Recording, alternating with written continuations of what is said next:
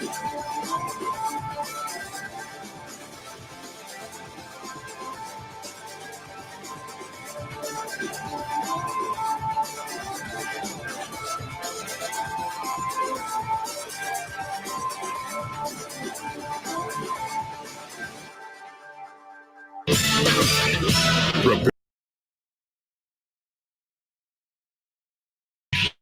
be revealed. Myths dispelled. From the studio gym where excuses never apply. It's Superhuman Radio with your host, Carroll Lenore.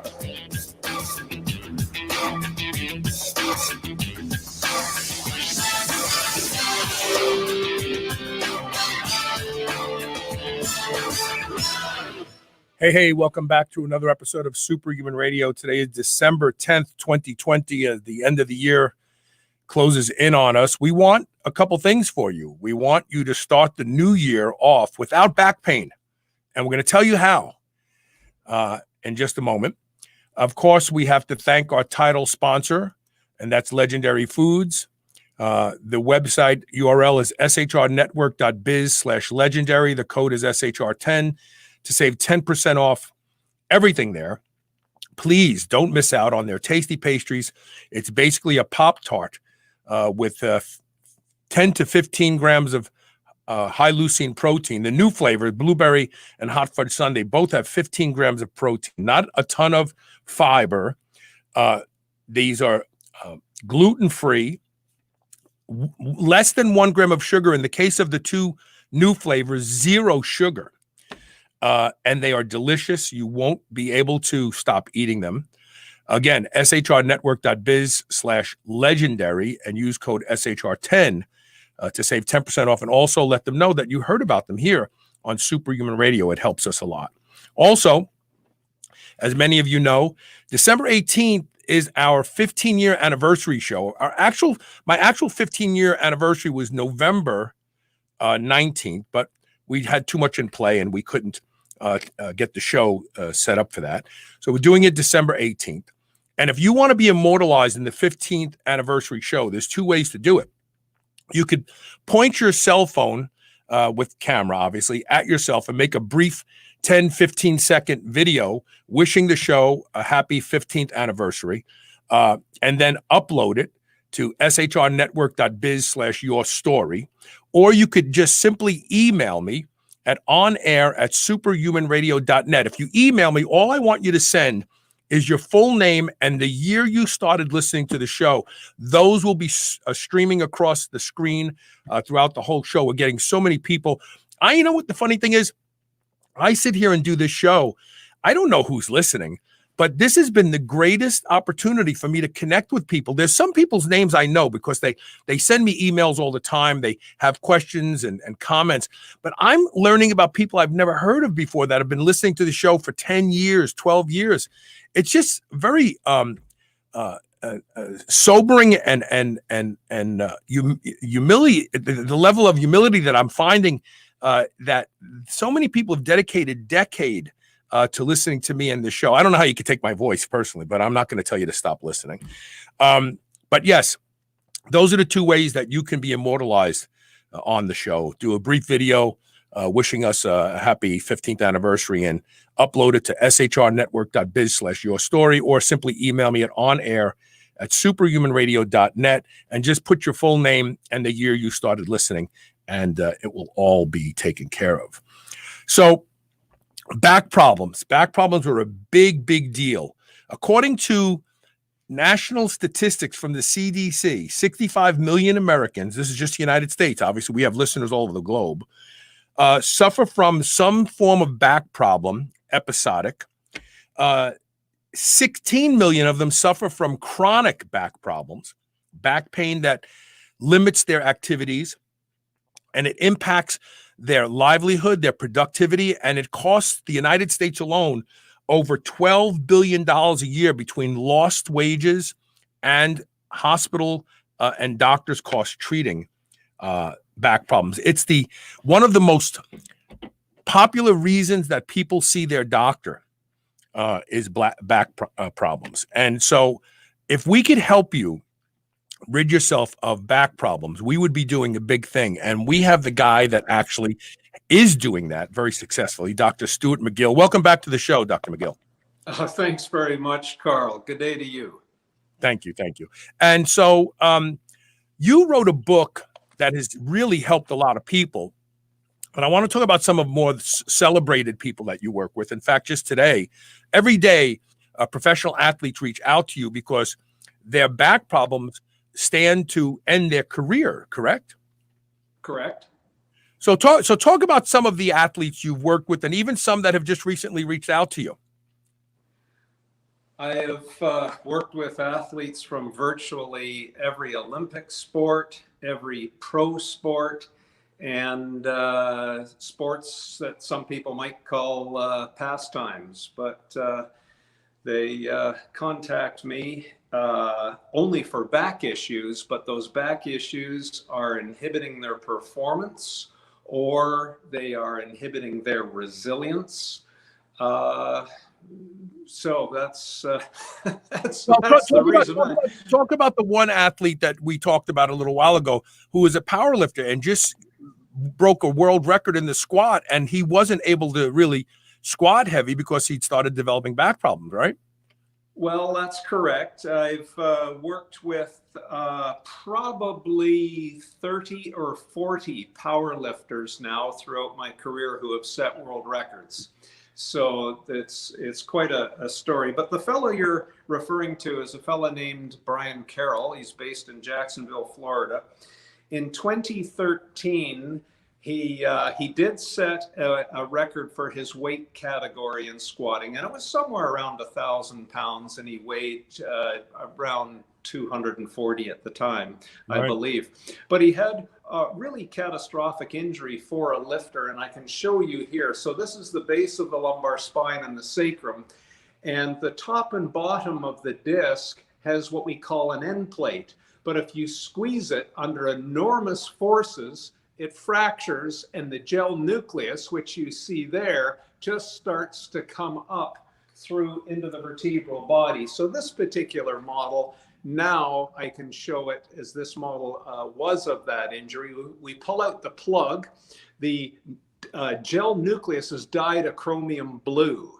So I'm just going to arrange this right down the bore of the camera. And as I squeeze the spine, do you see the blue coming up into the vertebral body? So this was a vertical fracture and herniation. He'd been to several surgeons, different people telling him, do this or do that. The surgeons say, well, there's so much damage, we really don't know what to do. But here was the thing. At no point in time did he get a thorough assessment. And this isn't an indictment of my colleagues, but it's a general comment. It's very difficult within the traditional healthcare rubric to get someone who will give you a decent assessment. Now, we set aside 3 hours to assess a back to really get into the full spectrum of the mechanism that's causing it. You can't do it in 10 minutes. In any case, it turned out that he was continuing to inflame the situation by creating stresses because of the way he was moving and walking and sitting, that it never got a chance to desensitize. So the first job is a thorough assessment, then address the real cause, desensitize it by usually changing the way the person moves and some of their habits, etc. Then as the pain has cooled down, now build it all back up again and know enough about the demands of the sport, whatever the sport might be, that you become very targeted and progressive to allow the adaptations for the body to build up the ability. Now, the proof with Brian was we took MRIs of his spine in 2013, and then a few years later, and that fracture had filled in, the spine had remodeled. But the epilogue of the story occurred last month, where he came in around 300 pounds, but the person who owned the world record for the largest squat in human history weighed 450. But he came in and set the new all-time, all-weight category world squat record once again after he was written off long ago. Wow. Of 1,306 pounds. If you can Holy get your head mackerel. around having a car crushing you on your back. And something else that people may not appreciate, the precision required to direct that line of force down through your spine. If you make a millimeter mistake, it will crush you. There's no margin for error at that magnitude. But anyway, that's the story. And So he was, it so has thanks a to happy you. ending. So thanks to you, his career continued on. So do you think that most of the problems we have in our lumbar, most of the problems with back, a lumbar spine problem, the lower back, and with that being said, is it because of modernity? Is it because we sit so long each day and we sit in the car, we sit on the train, we sit and eat dinner, we sit and eat lunch, we sit at our desk? Is this really, in a nutshell, what's going on with the lumbar spine in humans today? The short answer, and for most people, is yes. The longer answer is, if you came to me and said, oh, I've got leg pain, is it caused by running or sitting or whatnot? And I'd say, well, wait a second.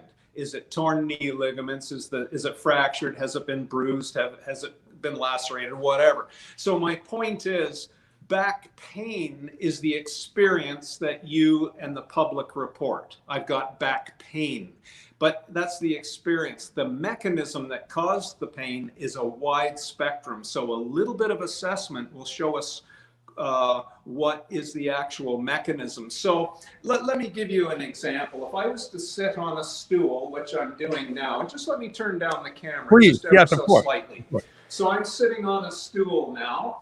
And I'm going to sit upright and I'm going to pull up on the stool about 20 pounds per side. If that doesn't cause my pain, enough said. Sitting upright isn't causing my pain. But if I slouch a little bit like this, and if that causes my right little toe to go numb and give me back pain, you see right away, we're starting to confirm now that sitting is the mechanism. Interesting. Okay, can you bring your camera up just a little bit more? It's cutting the top of your head off. There we go. That's much better. Oh. Dr. Mcgill fell on the floor. He's okay.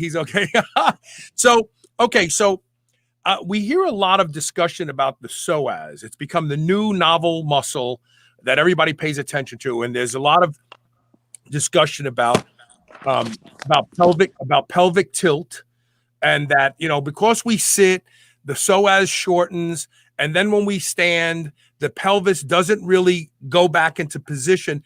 Did we discover something when people started talking about the psoas, or is this just a new novel, not really important thing? Again, the short answer is it depends. In some people, it's very important, and in other people, it's totally irrelevant. But let me give you the test to determine that. A little bit of science, first of all. Pain is very corruptive of movement. If you hurt your knee, you start to limp. You alter, so right? The brain, in some people, not all, has what we call a neurogenic response. It tends to take some muscles and diminish their importance in the motor scheme. The brain sends signals to create movement. So muscles like the gluteals, for example, in some people are quite diminished with back pain. Right. Other people get facilitation.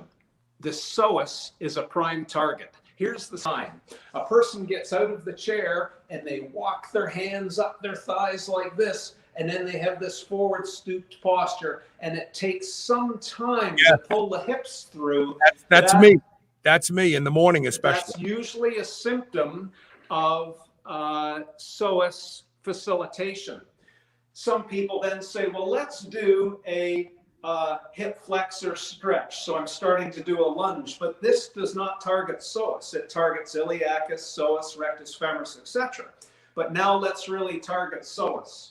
So I'm now going to take a lunge. Can you still see me, Carl? Yes, of course. You're perfect. Yes. Okay. I now do a lunge, but the psoas is a different muscle in that it crosses the front of the hip and goes all the way up to the level of the diaphragm at the side of the spine. Now I can palpate the psoas tendon by palpating rectus femoris, the high Right. middle quadricep, drifting medially into that. Now I'm right in the iliopectineal notch on the psoas tendon. So I'm going to start my lunge, and I don't feel any psoas tension. But when I put my arm overhead and I drop my shoulder back and reach for the ceiling even more, all of a sudden my psoas starts to become stretched. So I will suspect with you, if we can do that very targeted psoas stretch for the first time, you will feel a release, and then all of a sudden you're free when you stand up. Would you like just another 10-second Ph.D. additive to that? Yes, please. Yes. Some people have something that has been new in the last 10 years is the role of fascia in the body. Right. Now, the psoas, as it turns out, in some people has a very strong fascial connection. So talk about stretching of the psoas. I'm just going to dip down on one knee so people can see my hand. Right. But I'm doing the psoas stretch, and then if I internally and externally rotate my hand, you will feel the psoas tension change. Wow. Proving that in that particular person, they have a fascial connection. So if they are going to stretch their psoas, and if they have the fascial connection through that anterior spiral chain, when they're doing a psoas stretch, they will wind up psoas and release it. So now you're starting to see the science involved in truly getting at releasing a psoas in certain types of people. So even though they have a tight psoas, the way that you approach it is there are subcategories once again. I want to plug the book now before we move forward, because I want people to understand that you don't have to live with back pain. You don't. There are things that you can do on your own in the comfort of your own home and around the outside of your home that will totally change your relationship with your back and its pain. If you go to the website shrnetwork.biz/fixbackpain, you will be brought to the Back Mechanic website. This is Dr. Mcgill's website, where you can purchase the book. And lo and behold, you had this translated into how many different languages now? I'm not exactly sure, but I think we're somewhere around 20 different languages. Yeah, because back pain knows no language diversity. It's like people have back pain no matter where they live. So you can get this book in just about any language, which means you can buy it for relatives who are suffering with back pain, and they will get relief on their own and have control on continuing to exploit that relief as they age, which is the really important thing. Because if you go to, I love chiropractors. They're great. I love people who do deep tissue work. They're great. But you have to make an appointment. You have to go to get relief. This book will put you in the driver's seat of getting relief when you need it around the clock. All right, so there's the website to go to. So there's another phenomenon that I'm noticing. Our fascination with washboard abs is changing the lower curve. There's supposed to be a little curve in the lumbar spine where the tail kind of used to come out. And we have people who, due to either enlarged organ mass or visceral changes, they start to develop this distended stomach, and trying to suck it in even more to give the illusion of a flat stomach, they actually take their tail and tilt it forward. Their pelvis becomes tilted forward. I'm guilty of this myself. What is that? Are you seeing more issues related to that at all? Well, I don't know if I could really answer that particular question, but once we assess the person, we'll figure out what the mechanism of pain is. And in some people, they've tried to do far too many sit-ups, for example. And one of the mechanisms to create disc bulges is to keep flexing the spine over and over again with added load. So say you were on your hands and knees, exercising your spine by doing cat-camel exercise. That's spine motion, but that's not what causes disc bulges. Disc bulges would be the young man trying to get the six-pack, so to speak, and not realizing that they could have done that with, say, a plank or something, where they could have organized the curvature to reduce the stresses on the spine that would lead to the discogenic disorders, for example. So flattening the back, doing the pelvic tilt would be a stressor, but I'll tell you how we would find that out, Carl. If we asked the person, just do a pelvic tilt, flatten your back and do the opposite, back and forth. Go back and forth 10 times. Did that create the familiar symptoms? If they say, yeah, when I flattened my back, that was the symptom. Now we've got a one-to-one match.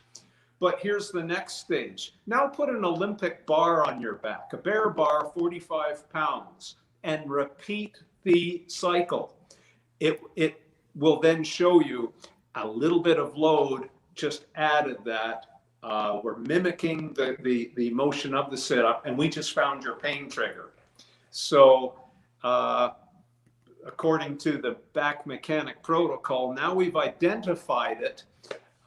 When you bend over, the next time, instead of bending over, flexing your back into your pain, think of the shortstop in baseball who puts their hands on their thighs and they're waiting in the infield for the play to emerge, the shortstop squat. Now, curve the back so that there's no pain, and then instead of lifting with the back, pull the hips through. And then all of a sudden, that person has found how they can pick up their grandchild off the floor, do the dishes, or whatever it is.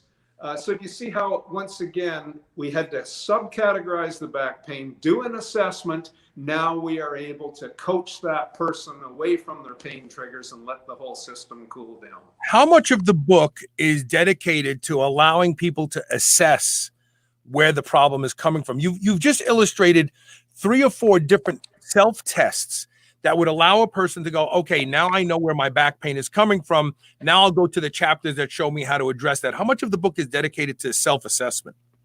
Well, the scientific background, there's the first few chapters, but the actual chapter that shows the critical tests, the self-tests that a person can do on their own, there's only 9 of them. That's chapter 6. And the interesting thing is, once the person does those self-tests, they will have a more thorough exam than they will get from nearly every medical visit that they go to, which is such something funny to think about. So how do you feel about hip thrusts? You think it's a good thing for the back health, or you think that it can be taken too far? Well, I would answer, if you didn't pick on hip thrusts and you said deadlifts or bench press or any stretch or yoga or whatever, my answer is always the same. Every single exercise is a tool to reach a goal. Now, let's establish, what is the goal, and have you chosen the best exercise that gives you the greatest reward and least risk to reach the goal? So do you see why I need 2 pieces of information now to answer a question specifically about hip thrusts?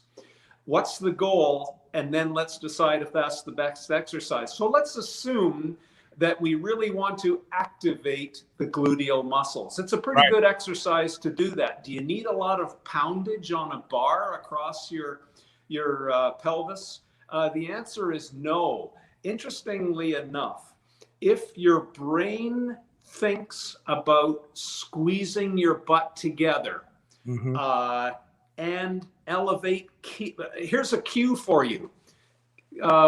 Who's on your $100 bill? Is it a Thomas Jefferson? No, he's on a 20. Oh, okay. Well, whoever, is it Franklin? No. I think it's Ben Franklin. That's right. Okay. So put a Ben Franklin in your butt cheek. Sorry for the analogy. Right. And you squeeze that Ben Franklin because someone's going to try and pull it away. Right. Keep the Ben Franklin squeezed as you come up and down. And interestingly enough, that conditions the brain and really super drives that exercise without putting on a lot of weight. Other little tricks is keep your feet flat on the floor and try and push your feet away through your knees. That will add more gluteal drive. And yet another idea would be to put a band around your knees. So when you're spreading the band through your knees, that's also going to super drive the gluteal muscles. So in that respect, it starts to get the gluteals reminded by the brain that they may have been diminished through pain. Remember, I said they are a target of neural inhibition through pain, back into the motor scheme. Do you want another 10 seconds on that, Yeah, Carl? please. Why Yes, it of course, might be of course. really, really important for Of some course. people? Of course. If that person has hip pain or the front of their hip, you know, you were telling me it's a little bit more difficult Yeah, to pull yeah. your hips through. Yeah. As people get back pain, some of them will become hamstring dominant and they have less gluteal contribution. So if that's the person we're dealing with, a hip thrust is a really good exercise, you Right. see. Yes. However, here's the thing. If the person stays hamstring dominant, when they extend using the hamstrings, the hamstring biomechanics pushes the front of the hip joint into the socket and you will feel a pinch.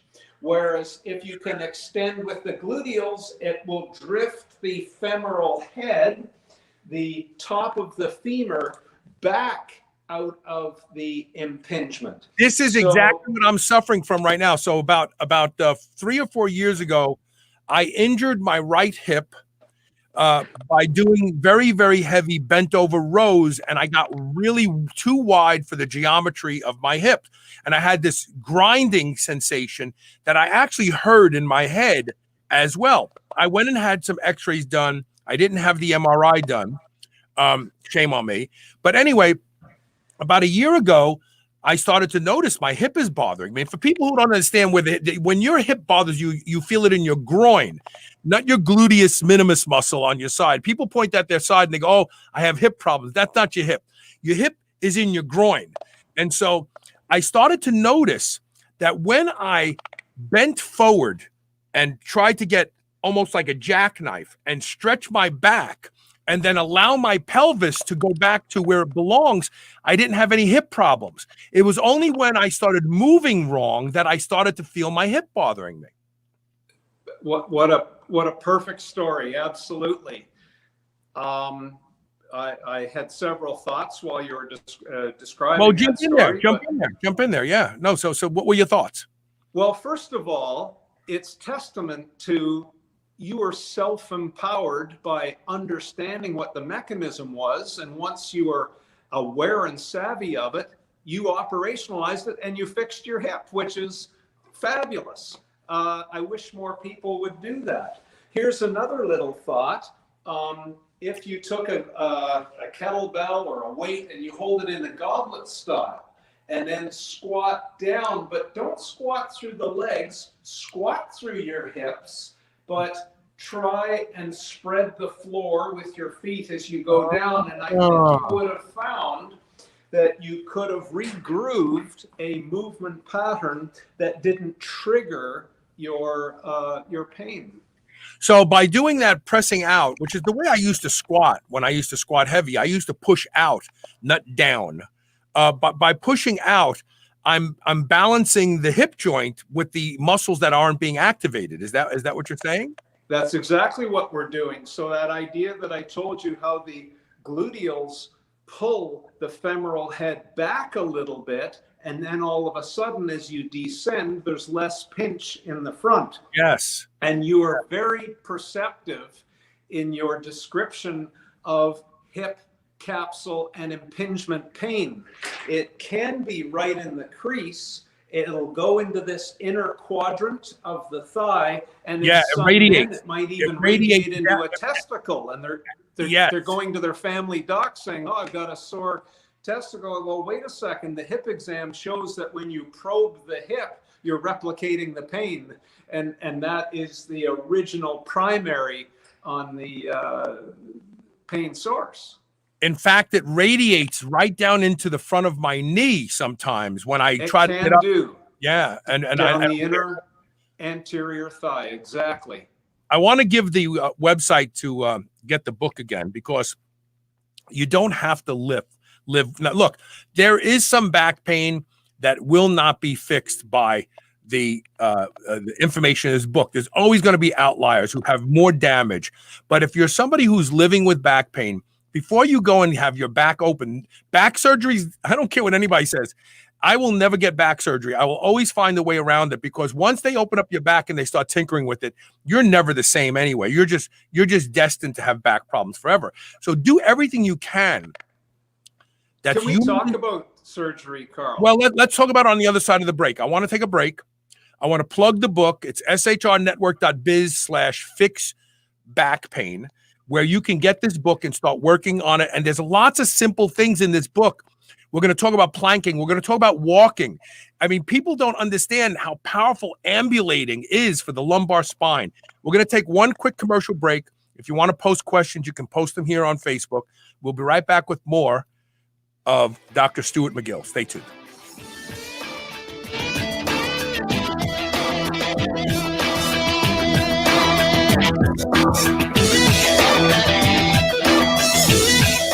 I love beef. And if you love beef, listen up. I've discovered the best tasting beef in the world, and that's not an exaggeration, at Piedmontese.com. The Piedmontese breed is famous from Italy for being lean and unbelievably tender, with half the fat and calories of traditional beef. Even typically tough cuts are tender when it comes from the Piedmontese cows. And for the first time ever, Piedmontese cows are being raised here in the USA. Get 25% off all beef and free shipping on orders of $100 or more at Piedmontese.com with code SHR. Go to Piedmontese.com and use code SHR today. You will never eat any other type of beef ever again. Proper hydration can lead to improved endurance, performance, and recovery. When we sweat, we lose valuable electrolytes that must be replaced. That's why Element created a zero-sugar, science-backed ratio of electrolytes that you can add to your water. It comes in 3 flavors. Sample them all risk-free with the Element Variety Pack. Carl's favorite is raspberry. Free shipping on all U.S. orders. Go to shrnetwork.biz/LMNT and get yours today. TaylorMade Health is focused on making sure you're able to perform and look your best. They are a leader in game-changing supplements and cosmetic products. Whether you want to increase strength, expedite recovery, facilitate soft tissue repair, or reduce deep wrinkles, TaylorMade Health has you covered. TaylorMade Health is also the home to Dr. Seed's products such as BPC, BPC Plus, and the Chill Pill. All of my listeners can now get 20% off their first order with code TRY20. That's TRY20. This code can even be used on subscription orders. Visit shrnetwork.biz/try20 today and use code TRY20 for 20% off your first order. Whether your goal is to build muscle or burn fat, you'll find everything you need at Redcon One. Need help getting a good night's sleep? Try Fade Out, or the most popular pre-workout supplement on the market today, Total War. Sign up for their new Transformation Challenge and win $10,000, or shop for apparel that people at the gym will know that you are serious about your training. Need a testosterone booster that works? Check out Boomstick. Whatever you need, you'll find the best quality supplements on the market at Redcon One. Go to redcon1.com. That's REDCON1.com, or go to superhumanradio.net and click the Redcon One banner ads today. When craving a snack, reach for Select Savory Snack Sugar-Free Biltong, the healthy alternative to sugar-laden beef jerky. They use a fattier cut of beef, making it more tender and flavorful. For mealtime, choose from their 63 seasonings, which are sugar and additive-free. From chipotle rub to savory pumpkin spice, you'll find an option to suit your palate. Go to shrnetwork.biz/SSS today. Use code SHR15 to save 15% on any meat snack or seasoning. Savor the flavor today. By now, you're aware of the cognitive benefits of nootropics. My friends over at Pure Nootropics are giving my listeners 10 to 30% off their already great prices on over 70 high-quality nootropics. Stock up on DHM so you can feel good after your holiday celebration, or try the Superhuman Stack to boost your brain and energize your day. Go to shrnetwork.biz/pure, that's PURE, and start saving today. You're listening to the Superhuman Channel. We're ripped and we're ready.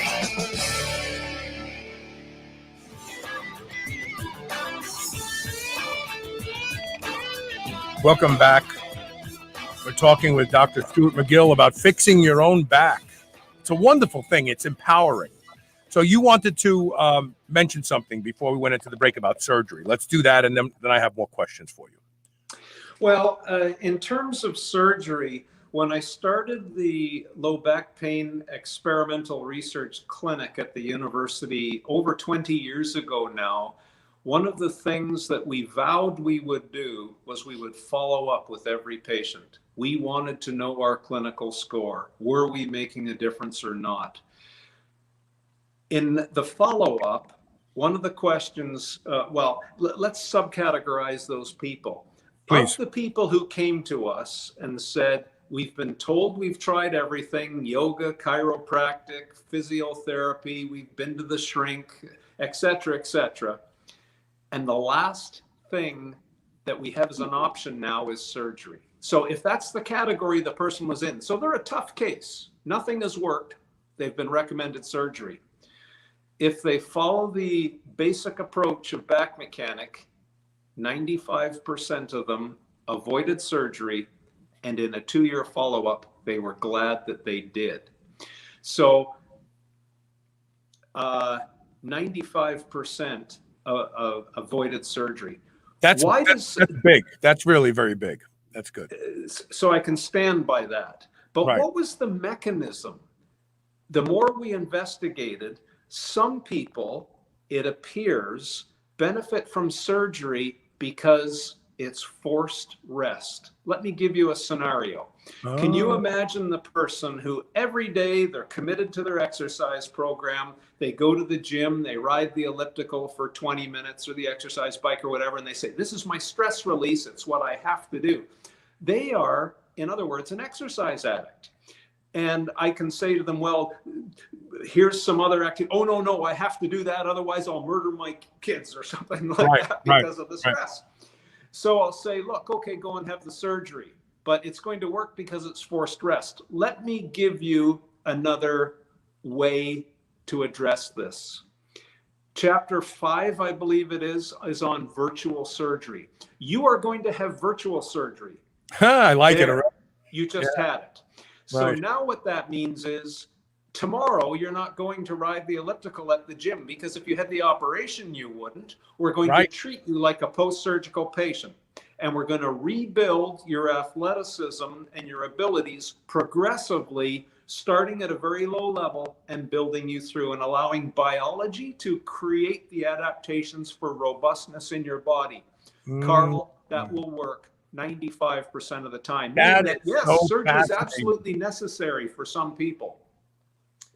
But we then give the algorithm to guide the person. Is the risk of surgery, it's a real risk. Some of the worst patients I have are the post-surgical failures, where surgery didn't work out for them. And now the scar tissue has grabbed hold of a nerve or something like that. It's not a good place to be.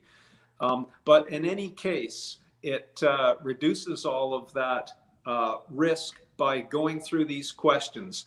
Can the surgeon prove to you that their knife is going to cut out the thing that is causing the pain?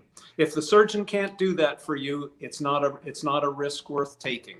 So there would be the beginning of the discussion that we guide people through with the surgeon to make sure that they have the best possible risk in their favor. We have a question from a longtime listener of the show, Rigo Vargas, and I already know the answer because you're going to say, well, it depends. He said, this is great stuff. I've had back pain. I'm sorry, I put it up there. He said, this is great stuff. I've had back pain for years and do yoga stretches to cope. Are there any stretches Dr. Mcgill thinks one should avoid? I guess you have to assess what the problem is before you answer that question. Very much so, exactly. So once we figure out what the mechanism of the pain is, we will determine what stretches are beneficial and what are contraindicated. For example, I gave you the example of the psoas stretch. That would be a really beneficial stretch. Now, there are certain yoga poses that are very close to what I just showed you. Right. So, you know, I wouldn't say do yoga. I would say choose the right component of yoga that matches your particular situation. Another stretch might be every morning the therapist told me to pull my knees to my chest. Mm-hmm. Well, if this is your particular pain trigger, so I'm going to try and align. There is a spine segment. You look down into the vertebra and you see the middle of the disc is filled with a gel. Right. That is considered a incompressible hydraulic fluid like oil. Okay. Now, if you keep bending back and forth. The disc is not a ball and socket joint. It's actually an adaptable fabric. And if I wanted to work a hole in my shirt, I would create stress strain reversals back and forth, and slowly the fibers would delaminate. Some people, unbeknownst to them, do this through certain movement behaviors to their discs, and then they get a disc bulge. So you can see now that little red mark right at the end of my finger. Now watch, I'm going to bend forward and squeeze at the same time. Do you see the separation of the fibers and the nucleus coming up? There's a disc bulge.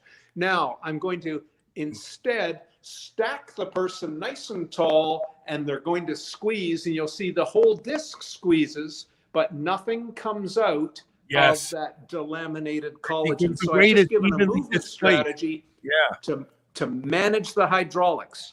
Right. Now you know the answer. If you pull your knees to your chest, I just mimicked that particular pain mechanism. So we need to know something about the pain mechanism to determine what would be a good stretch or a stretch that is but here's the curious thing about stretching, Carl. The body has stretch receptors.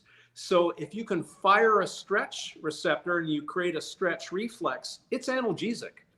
And it's analgesic for about 20 minutes. So some people, they'll do yoga and they'll say, oh, you know, I feel great. But wait a second. You have to do the stretch again in another hour. So all you did was play with the neurologic analgesia, the pain-killing effect. But what you did by pulling your knees to your chest, you caused more softness so that the delamination will occur even earlier next time. So recognizing that, we would give them a default strategy. Every time you feel as though you want to pull your knees to your chest, try and resist, lay on the floor and just breathe. Allow your low back to relax and fall into, let all the pelvic gripping, let all the stress in your back dissipate with each breath. And then after about a week, the person says, you know, for the first time, my back pain is starting to wind down for daily activity. So once again, it all depends on what the person's particular mechanism is. So those of us who have moved wrong for decades and then chosen strength sports and loaded our spines with heavy weight and continue to move incorrectly with that heavy weight, many of us have been told that we have compression. L4, L5, S1 is a very, very popular diagnosis. Oh, I've been told I have bad compression.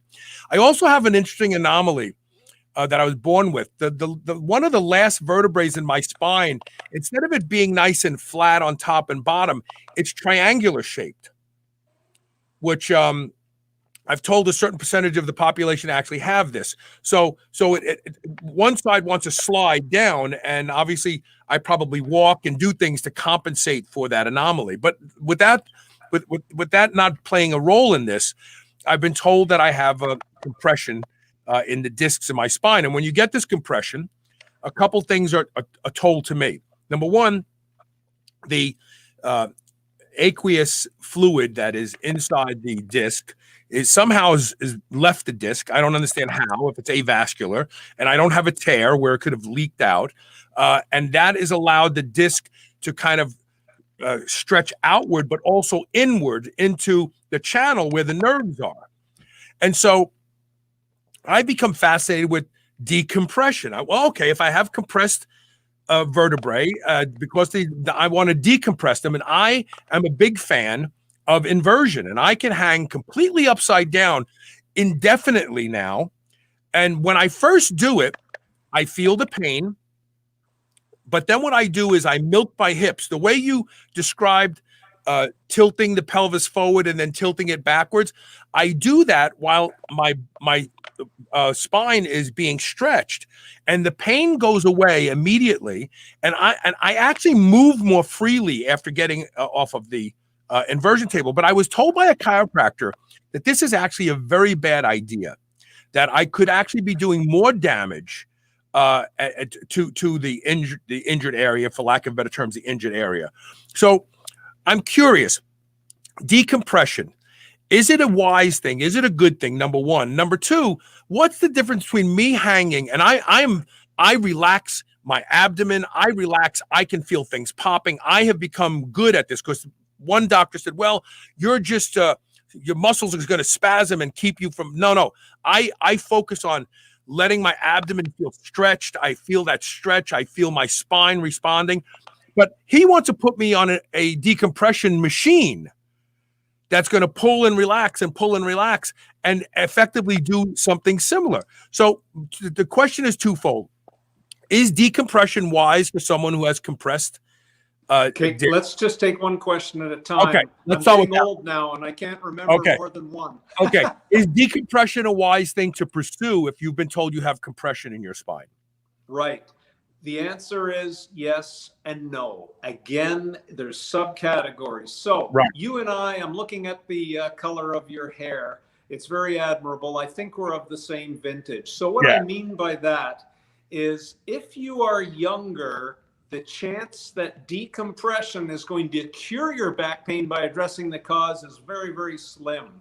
There's a greater chance of it making things worse. However, you and I are of the same era, and that is the one group as a population that will do better with inversion, as long as you don't cause a stroke or something with the blood pressure in your eyes and whatnot. I've got some better suggestions, I think. But nonetheless, let me show some of the mechanics of this. Yes, please. So here is a normal disc. The bottom one is normal, but this one has been compressed. Yes. And it's lost a little bit of the fluid gel. Can you imagine letting a little bit of air out of your car tire? The tire then bulges on the road. It's lost its turgor, and it's a bit sloppy. Yes. So the body and the joints use stiffness to guide movement. That's the variable that guides good, healthy movement. The muscle is actually splinting, isn't it? It's trying to splint the spine. It is, but let's leave muscle out of this for just a moment. Okay. So here is the disc that's lost its stiffness, the damaged one that's been compressed.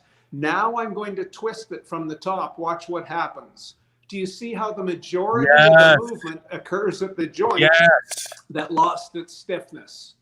So now let me ask you, do you think pulling that in traction to add even more laxity is the way to go on that? The answer, of course not. It's the polar opposite. Right. So in young people, when they get damage to the discs, they become lax. You do not want more laxity of being stretched. Right. That's the polar opposite. But when you get to our age, the discs become quite gristly. They lose the gel. It becomes a little bit less water content, a more dried out, and it naturally stiffens. But then what happens is stenosis takes place. So the holes where these nerve roots come out, they start to collapse down a little bit of arthritic bone. So when you pull them apart, you can get relief. And for, as I said, older people, but here's the rub. If you go on a machine, the machine has no intelligence. But if you can coach that person, simply lay on the table. Now, there's a lot of nuances to this. Don't hold the head up, surrender the head, turn the head slightly, and just allow the eyebrow to lay on the table. Breathe in. And as you exhale, image your low back relaxing, image the pelvis relaxing. Do that for a few breaths, and you will find out whether that takes you to a very pain-free state, or it might make the pain worse. If it makes the pain worse, put your hands under the two hip bones while you're laying there and see if that romances the pain out just a little bit more. Some people truly will do a little bit better by having a colleague come and pull on the legs. Try 5 pounds per leg, 10 pounds per leg, and even the curvature of the spine is nuanced to make it just right. So do you see why a good coached clinician or a person is much better than a machine on this that doesn't recognize your size, your anything more about you. So there's sort of the yin and yang of the argument. But, Yeah, because I actually feel the curvature come back into my spine when I hang. Like I can actually feel the lumbar region of my butt actually just presses up against the inversion table so much harder, because it's almost like I'm flat all the time. Well, it does. We measured this, Carl. I'm not talking through my hat on this. We measured the length of the spine before and after getting on a decompression table. And you can imagine you suck up fluid into the disc, so you know you're a little taller when you wake up in the morning than when you got out of bed versus when you went to bed at night. Right. It's a lot more difficult to put your socks on because the discs are more full first thing in the morning. But as you stretch the spine, you actually can measure with about 15 minutes of decompression. On average, you'll add half an inch to your height. I don't know if you knew that. So you suck fluid into the discs. You see, if I add more length here, it adds more lordosis and restores that curve to your back. So you're exactly correct in your perception. I want to plug the book again. We're going to take a break. So you can free yourself of back pain by using this book as a guide.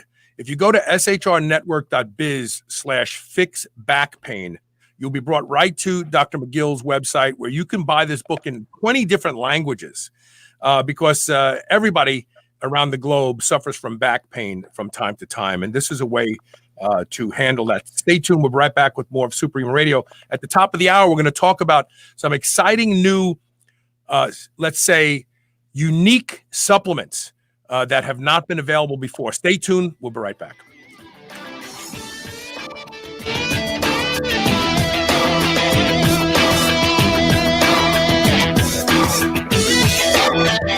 Hippocrates, the father of modern medicine, said that all disease begins in your gut. That's why it's so important to protect yourself with boosted immune system. If you drink coffee, tea, smoothies, or really looking for a tasty way to start your day and defend yourself against harmful bacteria, then I have just the thing for you to try. It's called the Ultimate Immunity Protection Stack, and it was put together by my friends over at Bioptimizers. Their immunity stack has 3 products which contain over 18 natural herbs and probiotic blends formulated to fight and eliminate bad bacteria like E. coli, salmonella, gram-positive and gram-negative bacteria, and repair compromised gut lining. It also includes psychobiotics, which help increase serotonin and happy chemicals to naturally elevate your mood, performance, and cognitive function with no side effects or dependencies. It's a great addition to your morning routine, and it tastes amazing. Just stir it into any beverage, sip, and enjoy. It's the ultimate way to boost your immune system right before the holiday season. Go to shrnetwork.biz/protect and use code SHR10 and save an extra 10% off on You won't find this deal or stack anywhere else. For fast shipping and the best deal, go to shrnetwork.biz/protect today. Mind Bullet is a kratom product derived from the coffee family to boost energy and creative juices. Mind Bullet comes in both pill and liquid form for the ultimate pre-workout supplement. When needing a little pick-me-up or to get through the morning fog, Mind Bullet will set your productive course fast. Go to shrnetwork.biz/mindbullet, all one word, today, and save 20%. No subscription required. That's shrnetwork.biz/mindbullet. Get yours today.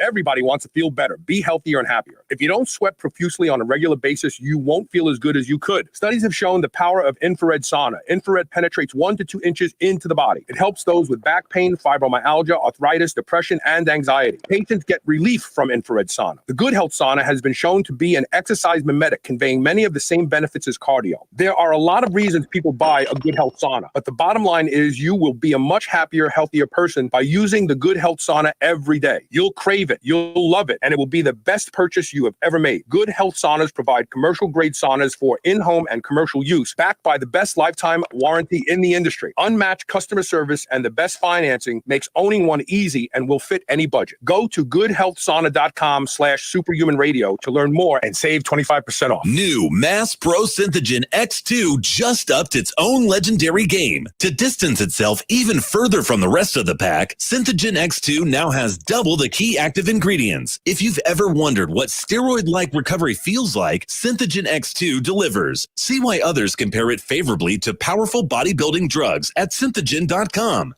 Mass Pro Synthogen. When you train with it, you'll gain with it. Whether your goal is to build muscle or burn fat, you'll find everything you need at Redcon One. Need help getting a good night's sleep? Try Fade Out, or the most popular pre-workout supplement on the market today, Total War. Sign up for their new Transformation Challenge and win $10,000. Or shop for apparel that people at the gym will know that you are serious about your training. Need a testosterone booster that works? Check out Boomstick. Whatever you need, you'll find the best quality supplements on the market at Redcon One. Go to redcon1.com. That's REDCON, the number 1.com, or go to superhumanradio.net and click the Redcon One banner ad today.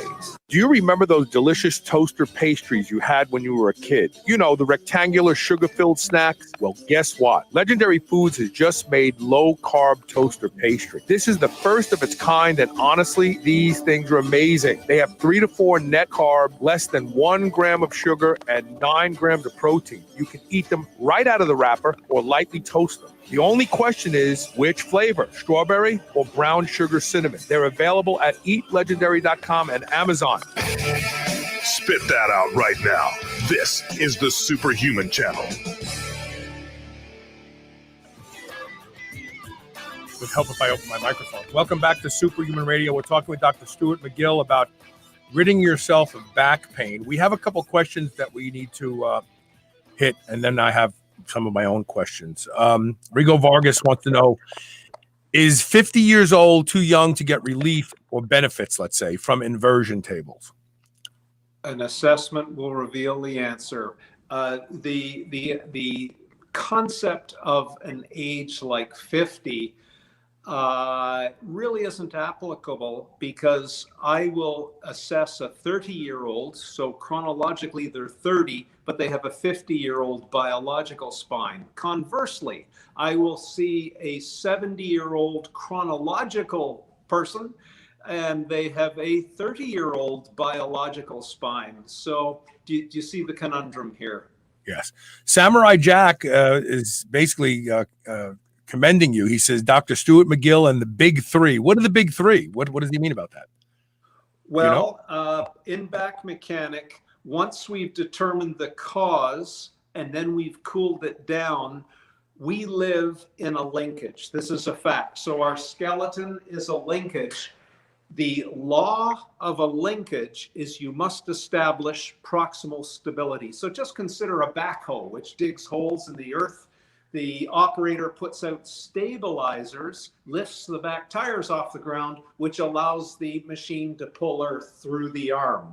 Now consider yourself. If I'm going to push a door, if I use my bench press muscle, I flex my arm and push the door, but it also pushes me away. It collapses my rib cage. But as soon as I create proximal stability, I unleash distal mobility. Now the big three.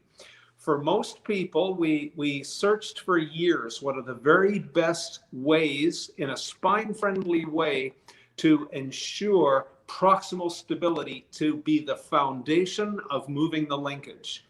The big three. The bird dog, which is on all fours, extending the knee, leg, and the opposite arm. A side plank for the sides, and a modified curl up. Do not flatten the back to the floor. Put one hand under the low back, for example, or possibly two. But the variations are shown in back mechanic, and we proved that they were the very best way to establish proximal stability. And then some other things came out of it that we never expected. For example, we might have a mixed martial artist in the UFC or an NFL running back who says, I can run a little bit faster, I can cut a little bit harder after doing the big three. And we wondered why that was. So you can imagine they run, they plant the left foot, and they cut and go. If they don't have a stiff proximal core, when they run and cut and fire, the spine would bend and they'd lose speed, momentum, and the ability to cut. So the muscles are bending the spine rather than propelling them in the direction that they want to go. So doing the big three, some people will say, I feel resilient for an hour or so after doing them, because the brain holds on to the stiffness that it produces or the proximal stability that it produces. And they'll say, yeah, I get relief from my pain for the next hour or so. And then we'll say, all right, the prescription just changed. Do a few of the big three mid-morning and do it again in the afternoon as we are putting the program together with stopping the cause, building the athletic foundation. But even that has subcategories, as you're starting to see. So those are the big three exercises. And you can imagine, well, someone will say, well, I've just had knee replacement or hip replacement. I can't get down on my hands and knees. Fabulous. Stand at the kitchen table, and now you can do a bird dog standing at the table. So it gives many different options to, we call them hacks, to movement hack your way around and figure out how you can adapt your body given the variety of limitations that you might have. And this next comment and question fits nicely into this discussion. Tommy D says that he's been blessed over the years with minimal back pain. A few times a week for about 10 years now, he employs some sort of bridge, seated, standing, and wall walking, alternating with L-sits. Your opinion on these preventative and restorative movements? Unfortunately, look, I'm not avoiding the question. Tommy, if I saw you, I could answer your question because I'd have a context. You know, these are exercises and they may help you or they may do the opposite. They might cause you trouble.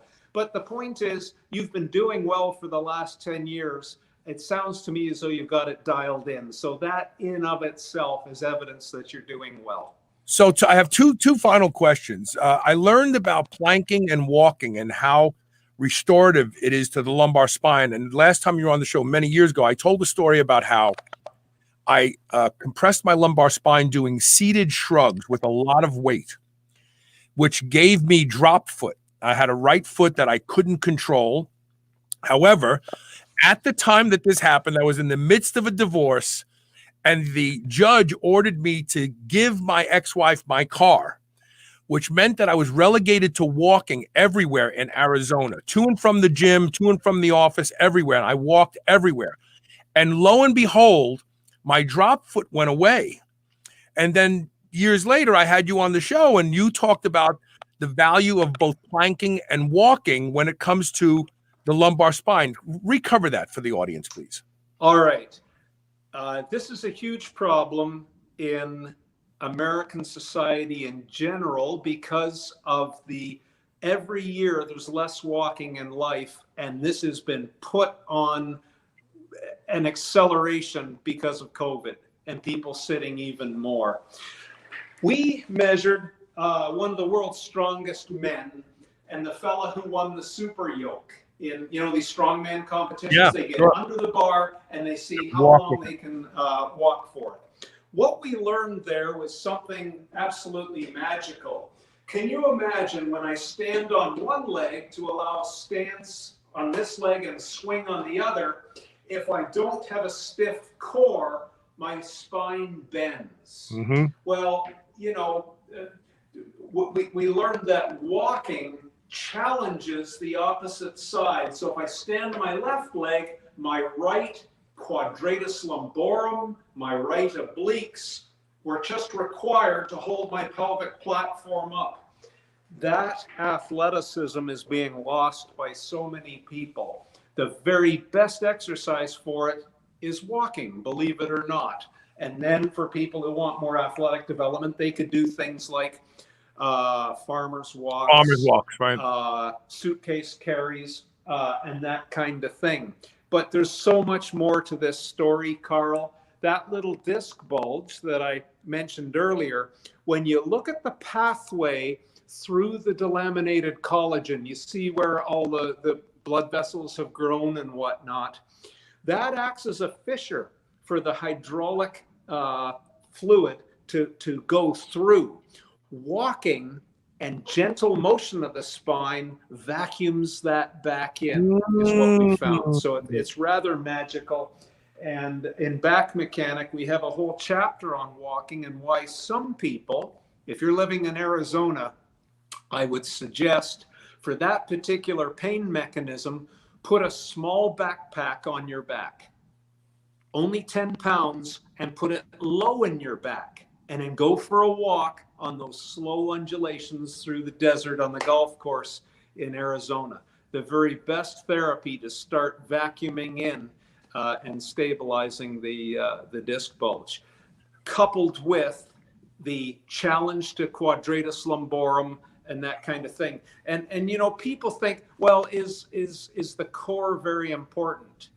Quadratus lumborum, it's a muscle that runs either side of the spine, connecting these transverse processes. Go find a neurology ward where there's a child there who has a paralyzed quadratus lumborum. Let me show you what they walk like. Assume I have a paralyzed right quadratus. They can stand on their right leg and swing their left, and as soon as they transfer their weight to their left leg, they collapse.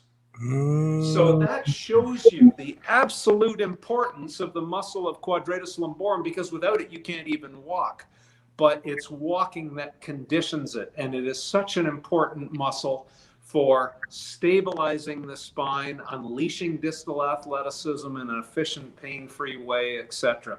So my suggestion, and this goes pan-humans, every human should be walking several times throughout the day. And the best place to start is every time you eat, go for a 15-minute walk. Yeah. Upright, swinging the arms about the shoulders, storing and recovering elastic energies. So there's a whole different science set on that we can discuss if you wish.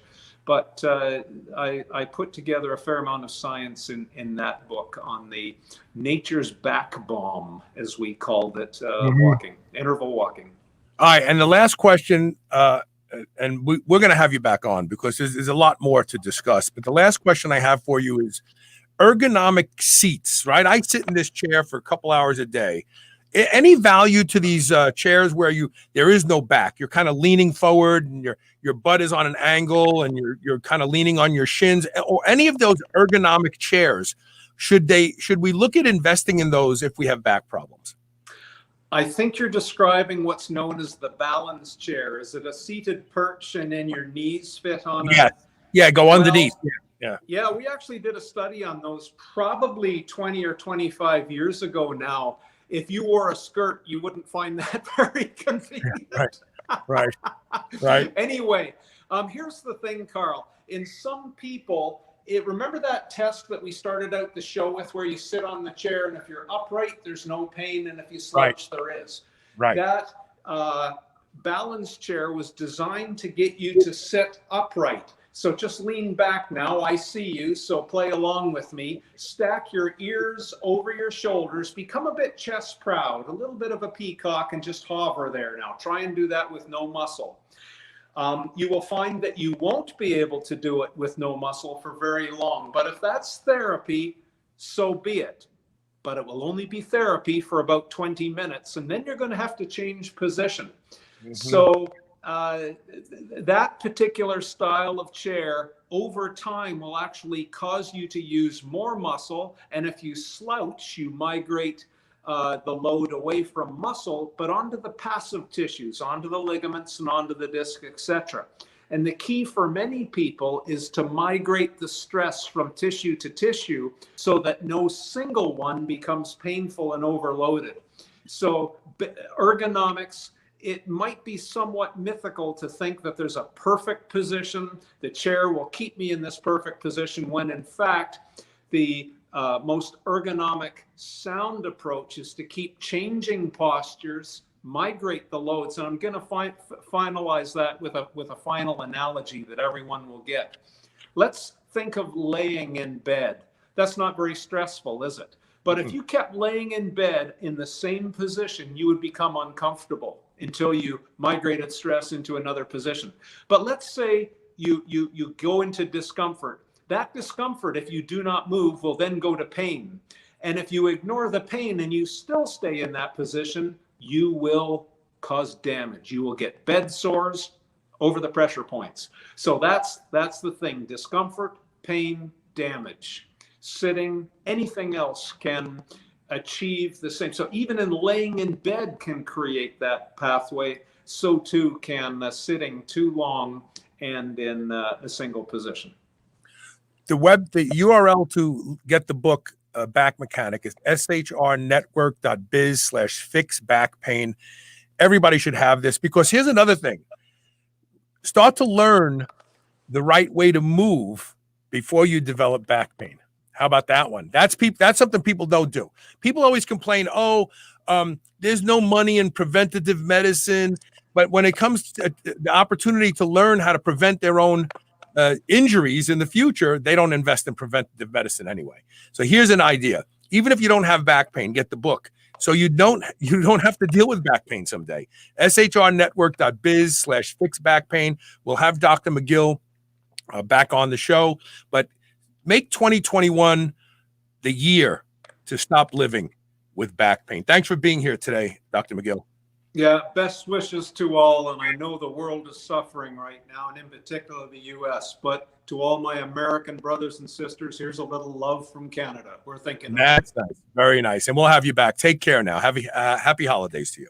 So long. All right, we're going to take one quick commercial break. When we come back, we're going to talk about going beyond the scope of nutritional supplements. Very, very exciting for those of you who geek out on this type of stuff like I do with Michael Scanlon. So stay tuned. We'll be right back with more of Superhuman Radio. Let me get my buttons and start pressing things here. Here we go.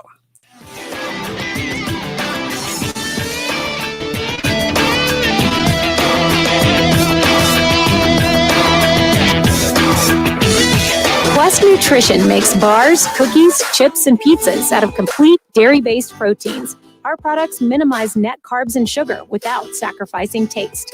Each delicious chocolate-flavored chip, cookie chunk, and crunchy crumble is custom made to maintain Quest macros. It's time to enjoy foods that work for you, not against you. It's time to enjoy your Quest. New Mass Pro Synthogen X2 just upped its own legendary game. To distance itself even further from the rest of the pack, Synthogen X2 now has double the key active ingredients. If you've ever wondered what steroid-like recovery feels like, Synthogen X2 delivers. See why others compare it favorably to powerful bodybuilding drugs at Synthogen.com. Mass Pro Synthogen. When you train with it, you'll gain with it. By now, you're aware of the cognitive benefits of nootropics. My friends over at Pure Nootropics are giving my listeners 10 to 30% off their already great prices on over 70 high-quality nootropics. Stock up on DHM so you can feel good after your holiday celebration, or try the Superhuman Stack to boost your brain and energize your day. Go to shrnetwork.biz/pure, that's P-U-R-E, and start saving today. Whether your goal is to build muscle or burn fat, you'll find everything you need at Redcon One. Need help getting a good night's sleep? Try Fade Out, or the most popular pre-workout supplement on the market today, Total War. Sign up for their new Transformation Challenge and win $10,000, or shop for apparel that people at the gym will know that you are serious about your training. Need a testosterone booster that works? Check out Boomstick. Whatever you need, you'll find the best quality supplements on the market at Redcon One. Go to redcon1.com. That's REDCON1.com, or go to superhumanradio.net and click the Redcon One banner ad today.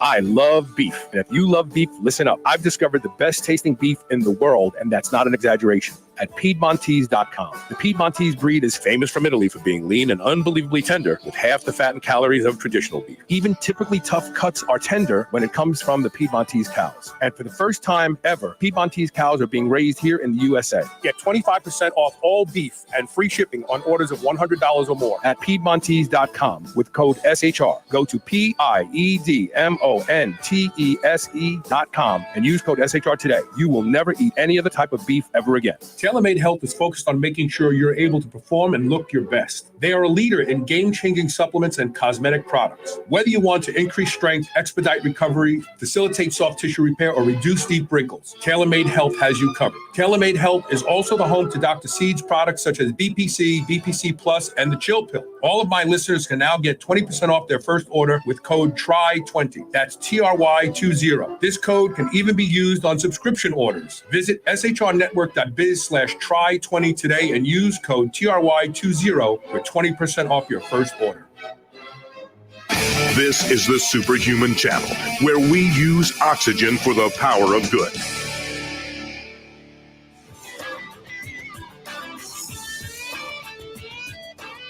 Welcome back to Superhuman Radio. We're joined by Michael Scanlon. How you doing, Michael? I'm good. Thanks for having me on. Pleasure.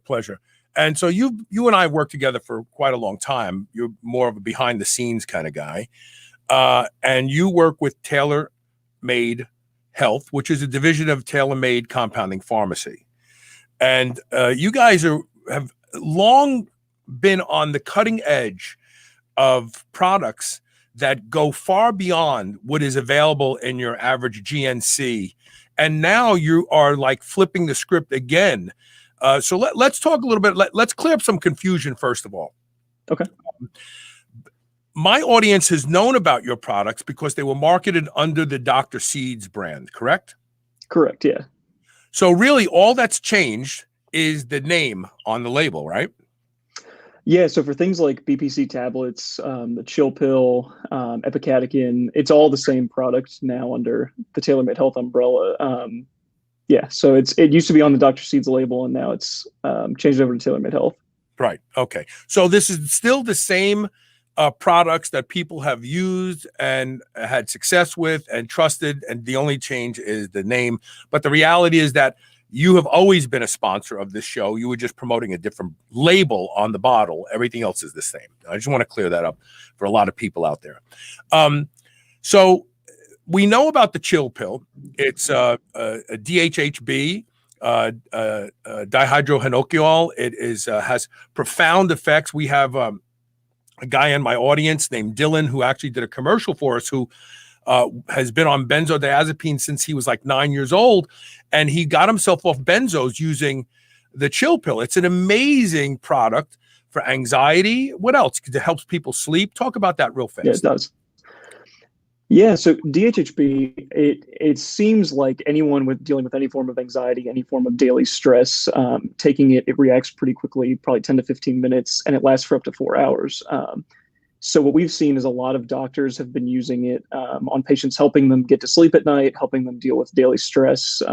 I take it sometimes if work's getting a little intense on a given day. But yeah, it's really just an all-around help for anxiety and stress relief. And a lot of the times that does inhibit people's ability to sleep. And so we know for a fact it's something that people use a lot now to help get a good night's sleep. So let me propose a different use for the chill pill.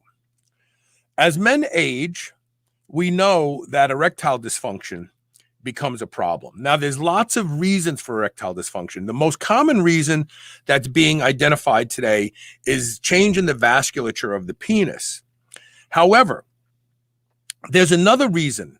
As we get older, we seem to respond to stress differently. Performance anxiety can fill our head. I had a conversation with a friend of mine who's convinced that the only reason why tadalafil works for him is because it makes him feel like it's going to work for him. And that he's convinced that really, if he didn't have that level of concern because he's getting older, that he's going to run into performance problems, then he wouldn't have performance anxiety. I would propose that the chill pill could be an alternative to PDE5 inhibitors for guys who know, let me back up. Nocturnal tumescent erections. We've done shows about it years and years ago. It's when the body repairs the penis. You get erections in the middle of the night. If you have true erectile dysfunction, you don't get those erections in the middle of the night because the penis as an organ isn't working properly. So if you're a guy who wakes up in the middle of the night with these erections that you want to wake your partner up and be proud of, like, look at this, I'm telling you. But then when it comes time to actually make love to your partner, you seem to have problems. I would propose that they should try the chill pill before intercourse. What do you think about that? Yeah, I believe any psychological effect that might be stopping you from having that intimacy or things that are like, holding you up in moments like that, I think it would definitely help. I mean, obviously there's differences between different types of erectile dysfunction, but if it is purely psychological, I think this would definitely be something that could help somebody out. Yeah, absolutely. There you go. So now let's talk about a couple of other big products that people have known about, and that is the BPC oral. In fact, I have heard, and I don't know that this is accurate, that BPC is going to be targeted. Injectable BPC is going to be targeted by the FDA very shortly. So even doctors who are successful at prescribing injectable BPC may be challenged in getting prescriptions filled for their patients. And BPC oral may be the only alternative. Have you heard anything about that? I've throughout the years, I've heard a lot of scrutiny about different injections from, varying across, the entire scope of what tailor-made compounding, for example, used to be able to sell. But I know that, that for a couple of months, there's been articles shared about injectable BPC that has come across. Yeah. So it does sound like that's something that's going to be effective. Maybe in the future, those of you who are using injectable BPC may not have any other alternative but to use an oral BPC. So talk about the BPC oral. It's not really called BPC. It's called body protection complex. And to my understanding, it is a protein that once in the stomach gets cleaved into BPC. Is that an accurate assessment of how it works? Yeah, so the BPC complex tablets that were on the Dr. Seed's line of products that are now on TaylorMade Health. So those are the larger protein from which BPC is derived. So as you're digesting, then yes, it will produce the same effect as if you were getting that injection. Do you think that you need a larger dose? I've heard rumors that 1 milligram is the magic in orally administered BPC. Any truth to that? I'm not the predominant expert on that. I do know that we provided 2 different doses just so people did have options, and a lot of the time we saw people opting for what was the 1 milligram dose. But we did offer the different doses just for that reason, because some people are going to need less than others. So yeah, there's better responders, obviously. What about epicatechin? This is new. This is something completely new, right? Yeah, so epicatechin's been on the Dr. Seed's line since May. Okay. And what does it had do? great success so far, and I think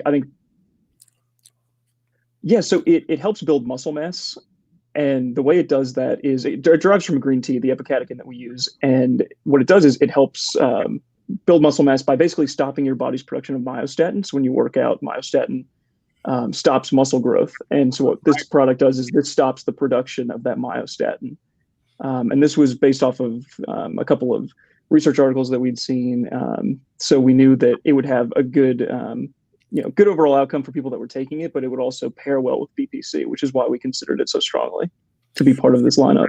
How large of a dose? Obviously, it's what you're providing is a standardized dose of epicatechin. How much of a dose is the effective dose? My understanding is up to 500 milligrams.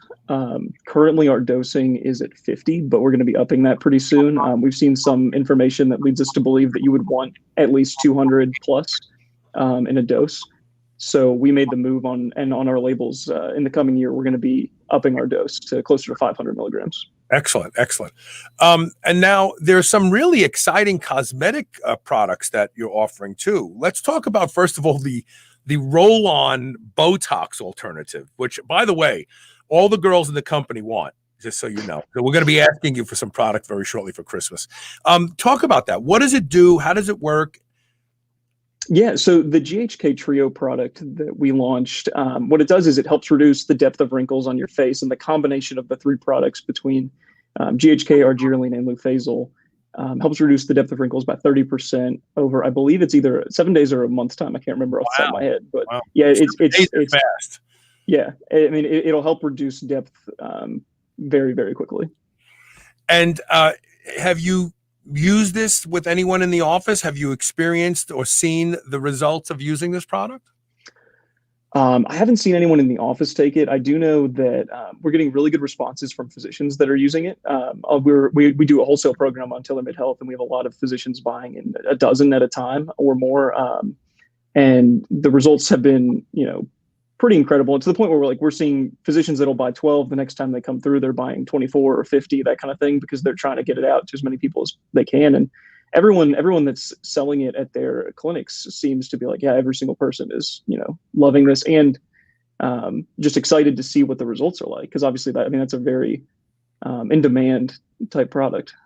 How is it applied? It looks like a roll-on. Is it the measured a cap where you click it and comes out the top, and then you just rub it, apply it to the areas you want? Yeah, so it's a 30 mil container. It's called a Toppy Click is the brand that we use. So 4 clicks is 1 mil. You can use up to 4 clicks at a time, and you just apply it as needed. So you might use, a 1/4 mil every single time you're dosing it out. You might use 1 mil. It just depends on the person. But yeah, it lasts around 30 days, maybe more if you're using a little bit less. So yeah. Yeah, that's a really exciting. And like, as soon as you say, this is a Botox alternative, women are like, I want that. I want to try that. Because obviously Botox, for a lot of people, it's scary, having botulism injected into your face. Now, obviously it's designed to stay put, but there have been people who've had reactions with it. And the idea that you could administer it yourself in the comfort of your own, bathroom mirror, in front of your bathroom mirror, is really, really exciting. What other new products? Don't you have a new hair regrowth product also?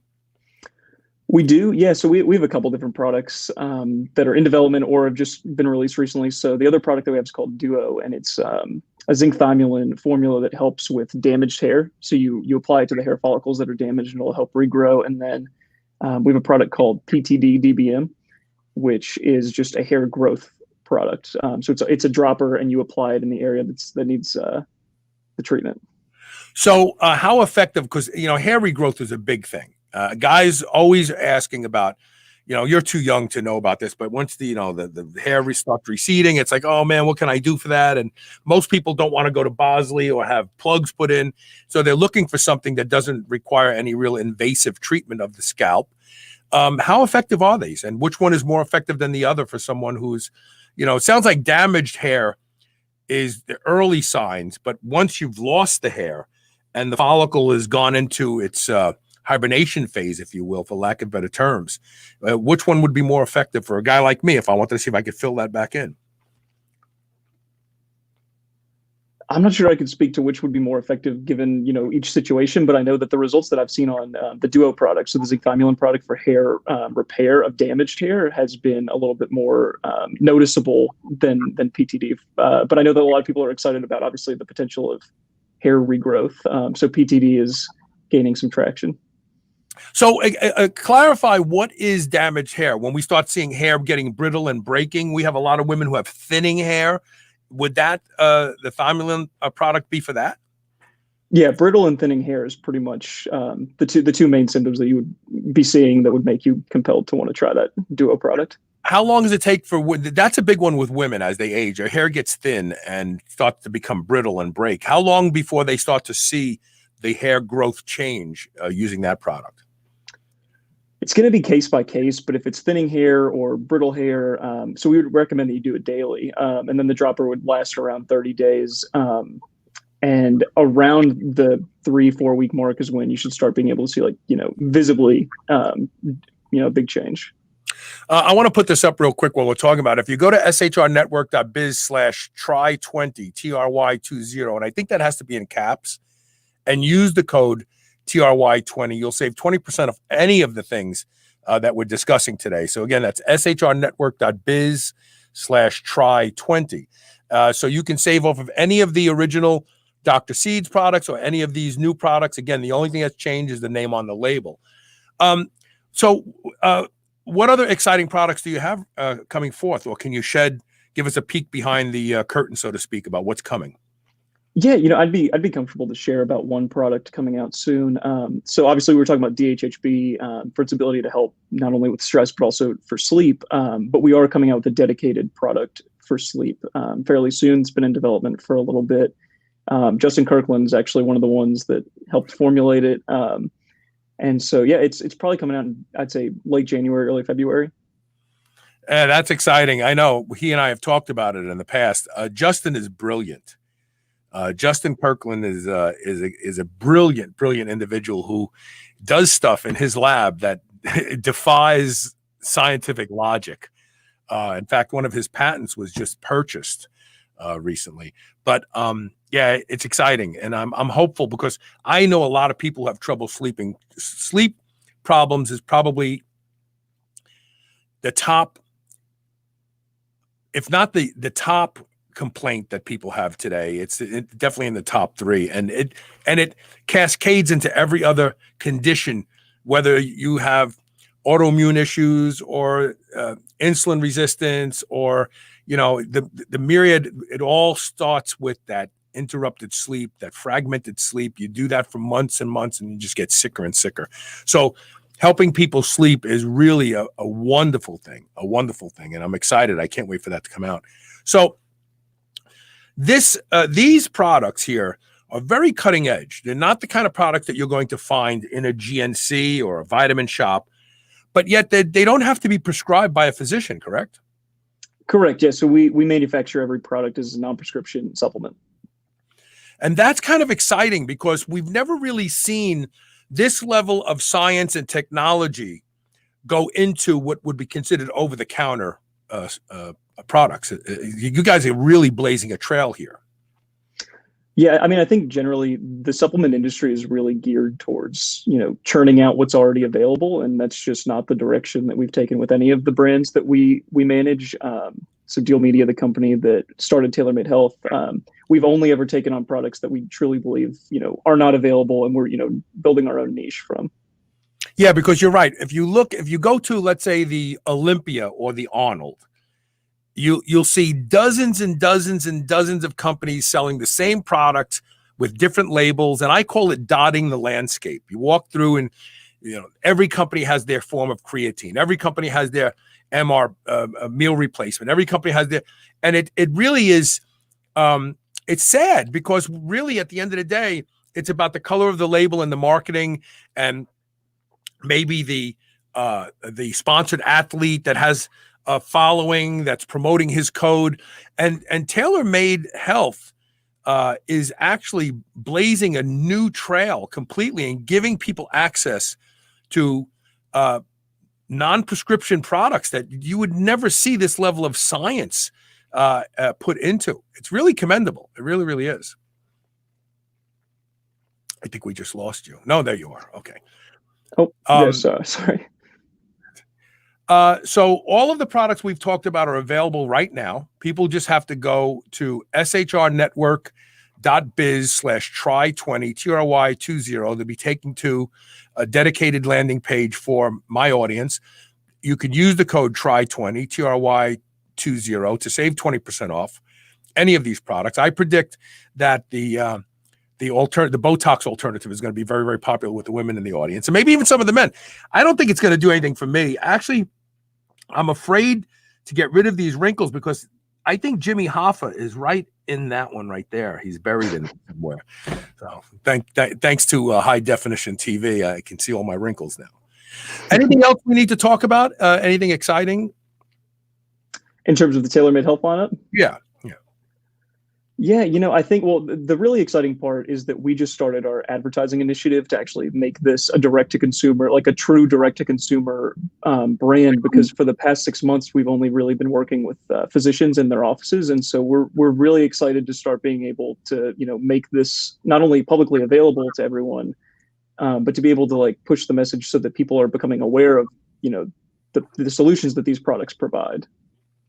And that's interesting. So do you think that the physicians provide any added service that would still make it wise for someone to buy it through their physician? I mean, these are pretty easy things to take. You take pills, you rub cream on. I mean, you really don't need a physician as an intermediary here, right? Well, it's not necessary, which is why we do the direct-to-consumer advertising that we do, but it is also it was initially we built this as a great way for physicians to be able to make a little bit of money during COVID, because all of these clinics were shut down, and obviously we still wanted them to have ways to reach their patients, and we wanted to make sure that their patients were also being compliant with what physicians wanted them to be taking. So initially that was the reason for all of the physician involvement. Right, because these are very simple to use, these products, and you can gauge your own results. You don't need someone to interpret your results. If your wrinkles are going away, in the case of the sleep aid, if you're sleeping better, in the case of oral BPC, if you're recovering faster, I can't wait to try the epicatechin. I mean, that's true myostatin inhibition has been searched for as a holy grail for a very, very long time. So if you guys bring that to the table, that's you. Do you have wholesale accounts for doctors? We do, yes. So on the homepage, there's a link up in the top where you can sign up automatically for wholesale, and then we do up to half off based on quantity. So yeah, that's excellent. So the doctors who listen to the show and watch the show, you can get in on this. You can offer these directly to your patients as well. Thank you for the question, Jason. I guess the next thing to say is to patronize the sponsor. As all of you know, this show is possible because of the sponsors. And we try to deliver valuable information that is life-changing. And the way to repay the show is to patronize the sponsor. So go to the website. Again, it is shrnetwork.biz/try20.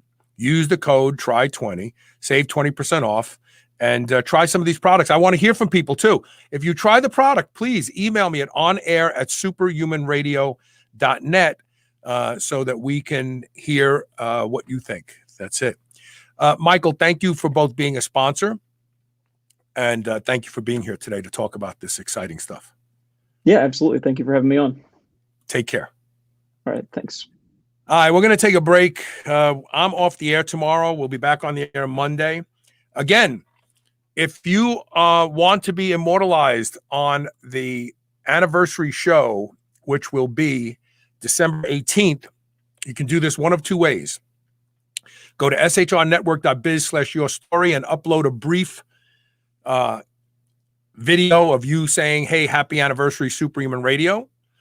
Or email me at onair@superhumanradio.net. If you email me, just put your full name and the year you started listening to the show.